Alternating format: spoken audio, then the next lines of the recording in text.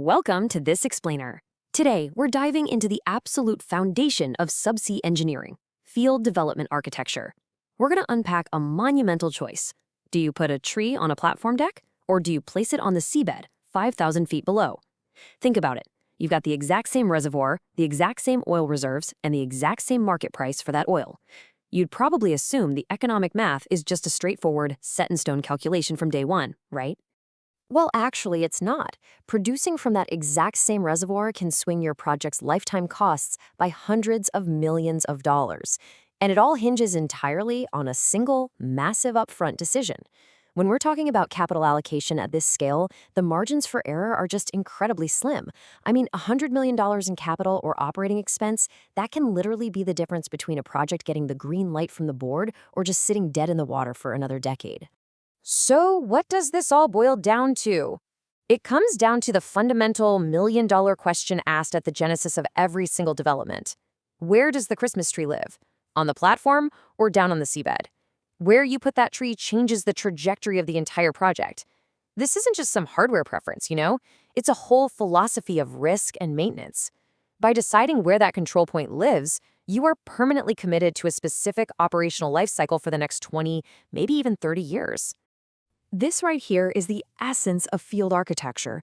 It's the strategic layout decision that determines where wells are completed, how many hosts the field actually needs, and what kind of facility ties the whole shebang together. Its entire job is to match the reservoir's shape, its depth, and its production profile to the absolute lowest lifecycle cost facility configuration. And here is the secret that trips up so many development teams. There is no single right answer. None.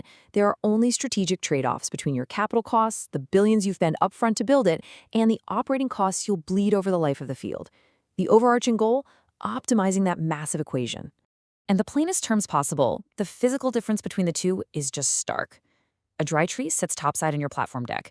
If an adjustment is needed, a worker can literally walk up and turn a valve by hand. Super easy. But a wet tree? That sits completely submerged on the seabed, potentially 5,000 feet down, exposed to the crushing pressure and freezing temperatures of the deep ocean. With a wet tree, every single touch, every routine repair, and every inspection requires mobilizing a specialized support vessel and deploying a remotely operated vehicle, or an ROV.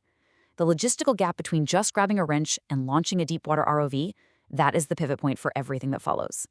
Let's break down the technical burden of these configurations. Dry tree systems give you that beautiful, direct mechanical well access. But there's a massive engineering catch. To keep that rigid riser connection intact without fatiguing the pipe over decades of punishing ocean currents, you have to place the tree on a highly specialized, motion-optimized hull. We're talking about things like a tension leg platform or a spar. You're engineering that massive hull for the specific, highly expensive purpose of limiting the heave of the ocean. Wet tree systems, on the other hand, completely bypass this problem. Because the tree is on the seabed, connected by flexible or rigid flow lines to your host, there's absolutely no hull motion constraint on the tree itself. You decouple the wellhead from the waves entirely. Okay, so what actually drives this choice? If wet trees are less constrained by hull motion, why would anyone ever take on the immense engineering burden of building a dry tree facility? Well, the underlying mechanism here is intervention frequency. This is the golden metric. It's all about how often you anticipate needing to re-enter that well to perform workovers. Operations like gas lift changes, scale squeezes, or running wireline tools downhole just to clear blockages and keep the oil flowing. The exact logic works like this. Reservoirs that are complex, finicky, and demand frequent workovers heavily favor dry trees. Why? Because the tree's right there on the deck. So the cost of each individual intervention is incredibly low. You just hook up your surface equipment and go to work. Conversely, reservoirs that are highly predictable and stable, or maybe widely spread out across miles of ocean floor, strongly favor wet trees. It becomes so much cheaper and infinitely more practical to tie back multiple remote satellite fields to one central host using wet trees. You do this even knowing that when you do occasionally need to intervene, those vessel costs are going to be high. To make the economic inversion between these two systems instantly intuitive, think of dry versus wet trees like owning a car versus using a car share app. It's a great analogy, really. It perfectly captures the push and pull of capital versus operating expenditures that operators wrestle with every single day. Let's expand on that a bit. Owning a car is your dry tree. You have instant access whenever you want it, right? Just walk outside, put the key in, and drive. But to get that amazing convenience, you carry the massive fixed cost of ownership, the loan, the insurance, the depreciation. You pay that cost every single day, whether you actually drive or not. That is your billion-dollar motion-optimized hull. The Car Share app? That's your wet tree. You completely avoid that massive upfront cost of buying the car. You don't pay for the hull. But every single time you actually need a vehicle, you have to book it, wait for it to arrive, and pay a hefty service fee.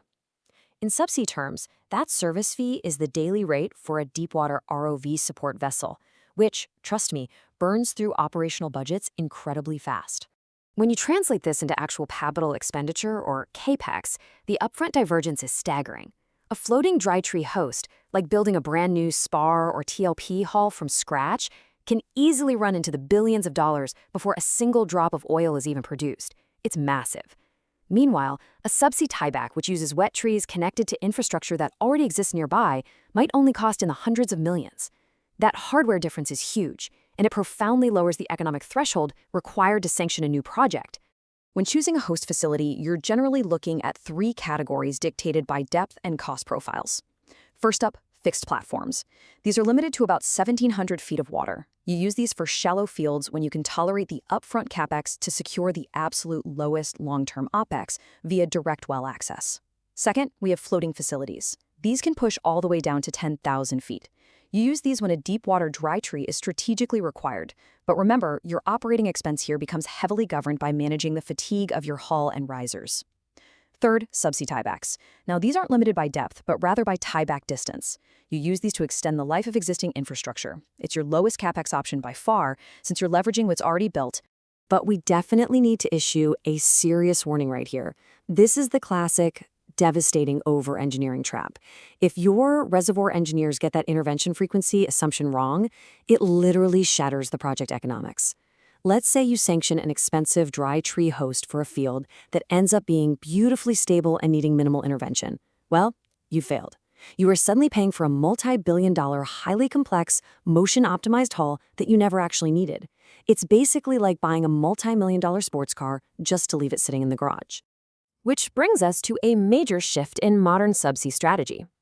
Here's what most people miss. Subsea tiebacks aren't a compromise. They aren't some lesser secondary option. In today's offshore environment, they're often the absolute smartest economic strategy available to operators who are looking to maximize their returns. And here is exactly why. A subsea tieback can transform a small, marginal satellite field into an instant economic success. Picture a single, isolated well that could never, ever justify the billions of dollars required to build its own dedicated platform. It suddenly becomes highly profitable the exact moment it connects to a nearby manifold that just happens to have spare slots. You're leveraging an existing host facility that has already paid off its initial capital investment. So instead of raising billions, bringing that new well online might only cost tens of millions. It completely rewrites the rules of offshore field development. So let's pause for a quick check. I want you to apply the logic we've just covered to a real-world scenario. Imagine a reservoir is located in shallow water. It's just a single well. But the reservoir is tricky, and it's going to need frequent wireline intervention, let's say 6 workovers a year. So what do you think? Which architecture wins? Dry tree or wet tree? The winner is the dry tree, almost every single time. Because the water is shallow, you don't have to pay the massive deep water cost penalty of building a specialized floating hull. You can just build a standard, relatively cheap fixed platform. And because you're intervening 6 times a year, having that cheap, direct topside access is going to pay for itself incredibly fast compared to renting specialized support vessels month after month. This exact logic is why fixed platforms with dry trees still utterly dominate shallow water fields around the world today. It's absolutely vital to recognize that this one decision sets off a total chain reaction.